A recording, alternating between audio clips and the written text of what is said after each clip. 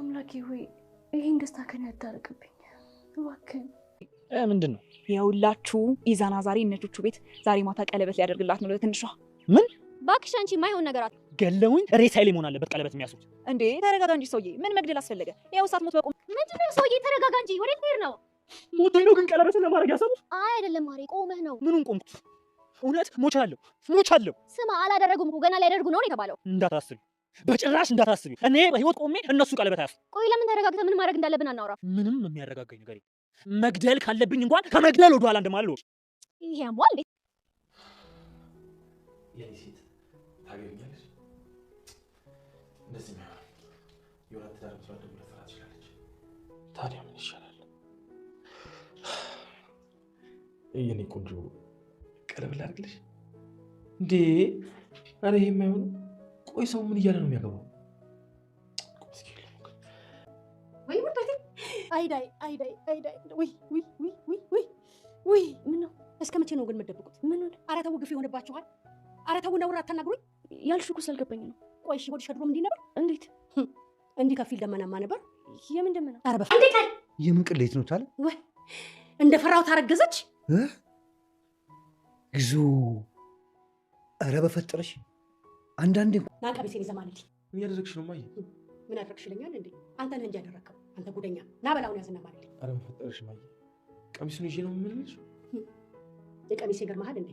መጽሐፍ ቅዱስ እኮ ይዤ አልመጣሁልህ መዋሸት ስለማይቀር እዚሁ ድርቅ ብለህ እንዳትቀር። ሚካል ንስሐ አባትን ጠርቼ ጸበል ሲያስረጩህ አይደለም የዚችን ያደረግከውን ሁሉ ስራህን ታውቃለህ።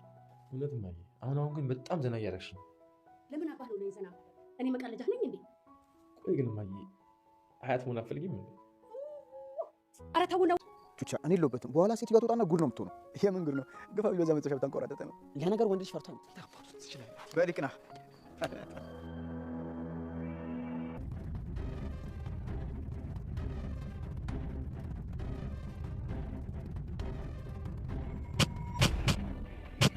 የኢዛና ጓደኞች የኢዛናንና የትንሿን የቀለበት ፕሮግራም ለማሳመር እጅግ ተጨንቀውና ተጠበው ቤቱን ፏ አድርገው ከወትሮ የተለየ ጽዳት ሰጥተውት ሶፋውንም ያለውን ዕቃ አሳምረው በጉጉት ይጠብቃሉ። ኢዛናም ጓደኞቹ ልኮ ከእናቱ ቤት እንዲያመጧት ያደርጋል። ነገር ግን ውጭ ላይ ቆመው አትመጣም እንደ በማለት እየጠበቁ እያለ ሌላ መኪናም ምሽት ነበርና በርቀት ይከታተላቸው ነበር። ትንሿን ለባብሳ ጨርሳ ስትወጣ እነሱም ሊያገኟት ሲሄዱ ያ መኪና ውስጥ ያሉ ሰዎች ፍስፍስ አድርገው መኪና ውስጥ ትንሿን አስገቧት። እነሱም ትንሿን ለማስቀረት ሲሞክሩ ነገር ግን ጭራሽ ባስ ብለው ቀጥቅጥ አድርገዋቸው ሜዳ ላይ ዘለዋቸው። እስኪ እስከ መጨረሻው ነው ሰው ይደርስላቸዋል። ትንሿን ሲያስቀሯታል ከዛ መኪና ከያዘ ሰው ምናልባትም ጆሲና መቅዲ ናቸው ይህን ነገር ያደረጉት። መቅዲ ኢዛና ለማንም እንዲሆን አትፈልግም። ጆሲም ትንሿ ከሱ ውጭ ሌላ ሰው እንዳያት የማይፈልግ ሁለቱ ይሆናሉ ይህን ተንኮል የሰሩት። ጓደኞቹም እጅግ በጣም ጉዳት ደርሶባቸዋል፣ ተቀጥቅጠዋል፣ ሜዳ ላይ ተጥለዋል። እነ ኢዛና ይደርሱላቸውን ወይስ? እስኪ መጨረሻውን ነው። ሰላምታ ይስጥልኝ ውድና የተከበራችሁ በመላው ዓለም ያላችሁ ኢትዮጵያውያን ኤርትራውያን እግዚአብሔር ይመስገን ደህና ነኝ። ትንሿ ክፍል 20ን አብረን እናያለን። የባለፈው ክፍል ኢዛና ለጓደኞቹ እናቴ እንደዚህ የሚያበሳጫት የኔና የትንሿ ግንኙነት ትርጉም ሳይሰጠው መኖሩ ስለሆነ አሁን ቀለበት ላደርግላት ታስቤያለሁ። ምን ትመክሩኛላችሁ? እናንተን ላማከር ብዬ ነው። ላይ ጣፋጭ ማለት ስለማልችል ተማሪ ስለሆነች ጓደኞቹም ወዲያውኑ በደስታ ለምን ዛሬውኑ አናደርግም፣ ለምን እዚህ ቤት አናደርገውም፣ ለምን ዝግጅት አንጀምርም በማለት ሀሳቡን በደስታ ነበር የተካፈሉት። እንጀና ያሰብከው ሲሉት ዛሬ ማታ ይሁን በቃ እዚሁ እናዘጋጃለን በማለት በደስታ ተቀብለውት ቪዲዮ ያለቀው። ቀጣዩን ክፍል አብረን ክፍል የመቅዲ ጓደኞች እርስ በርሳቸው ይጨቃጨቁ ነበር። መቅዲ ትንሿን ስታሰራራበት ኢዛናና ትንሿን ስታሰራራበት የነበረውን ቪዲዮ አንዷ ጓደኛዋ እዩ አጥፍታለች እና እኔ አይደለሁም እየተባባሉ እርስ በርስ ሊጨቃጨቁና ጭራሽ ድብድብ ዱላ ቀረሽ ነበር ጭቅጭቃቸው። ሁለቱ የመቅዲ ጓደኞች ሲጨቃጨቁ መቅዲም የትምህርት ቤቱ ግሩፕ ላይ ቴሌግራም ላይ ቅሌታቸው ተለቆላቸዋል። ማለት እሷ ፈገግተን ነበር፣ እነሱ ተዋረድኩ እያሉ እርስ በርሳቸው ጀነሽ እየተባባሉ እርስ በርስ ሲሞቃቀሱ ነበር። ዛንም ቤት ውስጥ አባቱ ወይም ደግሞ አጎቱ፣ እኔ አባቱ ነበር የሚመስሉኝ፣ አጎት ናቸው። አጎቷ አጠገብ ቁጭ ብሎ ለትንሿ ደብዳቤ ይጽፍ ነበረ። እንዴት ነሽ የኔ ቆንጆ፣ ስትመለሽ የምንሄድበት ስላለ ለባብሰሽ ፏ ብለሽ ትጠብቂኛለሽ፣ ገንዘብ አስቀምጬልሻለሁ አልጋ ላይ ይል ነበር። የኢዛና አጎትም እሰይ ተመስገን፣ የልጅን ፈገግታ የመለስክልኝ አምላክ ተመስገን ይሉ ነበር። የአንድ ነገር ልነግርህ ነበር ይል ነበር ኢዛና። ምንድነው የተፈጠረ ነገር አለ ይሉ ነበር አጎቱ። እንደዛ ሳይሆን አጎቴ ትንሿን ልጠይቃት አስቤ ነበረ። ትሁትም ላግባሽ ልትላት ነው ይሉ ነበር። እንደዛ ሳይሆን ቀለበት ላድርግልሽ ነው። ተማሪ አይደለች አሁን ላግባሽ ማለት አልችልም።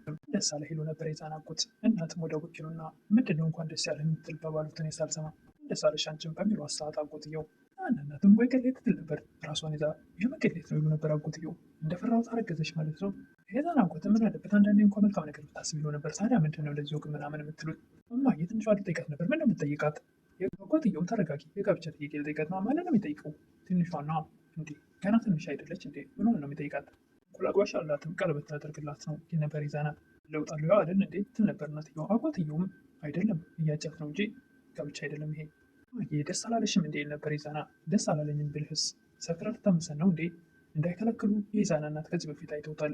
እጅግ በጣም ራሱን ጥሎና መሬት ለመሬት እየተንፏቀቀ ከመጠን በላይ ጠጥቶ እየሰከረና ግራ ሲገባውና አፈር መስሎ ራሱን ቀይሮ በሕፃን ያን ስላዩ መከልከል አልቻሉም። የይዛና እናት ከዚህ ሁሉ ዝም ማለት ይሻላል በማለት ምንም እንኳን ብዙም ባይደሰቱ ነገር ግን ሲከለክሉት ልጁ ተመልሶ እንደሚጎዳና እየጠጣና እየሰከረ ከጥቅም ውጭ እንደሚሆን ስለተረዱ ዝም ማለትን መርጠዋል። ያሰብከው ይሉ ነበር አጎትየው። ዛሬ ነው አጎቴ ልጅ ምንድን የደበቀኝ ንገረኝ ትል ነበር እናት። ከዛ ቢሆን ነው እንጂ ለምን እንደዚህ ተቸኩል ነበረ ይሉ ነበር እናት። ምን ሆነሽ ነው? ልጅቷ እኮ ገና ትንሽ ልጅ ተማሪ ናት። እኔንም አትሸውዱኝም በማለት ከአጠገባቸው ተነስተው ይሄዳሉ። ምን ይሻላል ታዲያ አጎቴ ይሉ ነበር ይዛና። አጎትም ተዋት እባክህ እሷ ዝም ካልካት እኮ አብዬ ምርኩዝ ነው ልትል ትችላለች። ይዛና ጓደኞቹም የማታውን የቀለበት ፕሮግራም ለማሳመር ገበያ ወጥተው የሚያስፈልገውን ገዛዝተው ይበቃል አይበቃም እያሉ ኖላዊ ድራማ ላይ የምናውቀው ምናሴ እዚህ ጋር ደግሞ ልዑል ሆኖ መሪ ሆኖ የጓደኛውን ቀለበት ፕሮግራም ለማሳመር ሽር ጉድ ነበር። እናትም ትንሿን ከትምህርት ቤት መታ ልብስ በምትቀያይርበት ሰዓት ወይ ውርዴቴ ቆይ እስከ መቼ ነው እንደዚህ የምትጠብቁኝ ይሉ ነበር። ምን ሆነች ነው? ምን ነው አልገባኝም ትል ነበር ትንሿ። ነገር አልተረዳሁትም በምትል ሰዓት ትንሿ የዛና እናትም ወዲሽ ከድሮም እንደዚህ ነበር እንዴ ማለትሽ ምን ማለት ነው? እናትም ትንሿን እጅግ በጣም ግራ አጋብቷታል። ከፊት ላይ ምናምን ነበር እንዴ ምን ማለት ነው በማለት እጅግ በጣም ግራ ትጋባ ነበር ትንሿ። ከ2 ወር በኋላ አደባባይ ላይ ስትሄጂ ያኔ ሁሉም ሰው ያቀልሻል ትል ነበር የዛና እናት። ምን ሆነ አስጥቼ ሄደው ምን ግራ እያጋባሽ ነው ብትላትም እንግዲህ ጓዳ ውስጥ ያለው ሽሮ ልበልሽ ትል ነበር የዛና እናት። እናት ሲወጡ ትንሿም ራሷን ዞር ዞር ብላ ታየው ነበር። ምን አይታብኝ ነው በማለት ራሷን ታስጨንቅ ነበር። ሴት ልጆች አካሂዱ አሁን አዲስ ስራ አብረን እንሰራ እፈልጋለሁ በሚለው ሰዓት ልጆችም የነገርኩህን አልሰማኝ እንዴ አልፈልግም ከአንተ ጋር መስራት በሚለው ሰዓት እስከዛሬ ከከፈልኩ በጥፍ ከፍልስ ይለው ነበር። ጆሲም በተደጋጋሚ የፈለግከውን ያክል 2 እጥፍ 3 እጥፍ ጨምሬ እከፍላለሁ በማለት ምንም ነገር አልፈልግም ከአጠገቤ ጥፋት የሚለውም ነገር ብቻ ነው የማስቸግር ከዛሬ በኋላ እናንተ አንተዋወቅም በማለት ምንድን ነው ብሎ ሲጠይቀው ከተስማማ ብቻ ነው የምነግርህ ከዚህ በኋላ ግን እኔ እናንተ አንተዋወቅም በማለት የእነ መቅዲ ጓደኛ እዩ ትመጣለች። እንዴት እናንተ ሁለታችሁ አንድ ላይ ልትሆኑ ቻላችሁ በማለት ትገረማለች። ድንገት ተገናኝተን እንዲል ነበረች። ወደ እነ ይዛና ቤት ሄዳ በር ላይ ስትቆም ሀረግ የምትላት ሰዓት ምን ፈልገሽ መጣች ትል ነበረ። ሀረግ ምን አይነት ጥያቄ ነው? ቤተሰቤን ጥያቄ ነው የመጣሁት። የእነ ይዛና የቤት ተከራይ ሀረግም የምን ቤተሰብ ነው እንዲህ ቀልደኛ ነች ለካ በማለት ትስ ይገባት ነበር።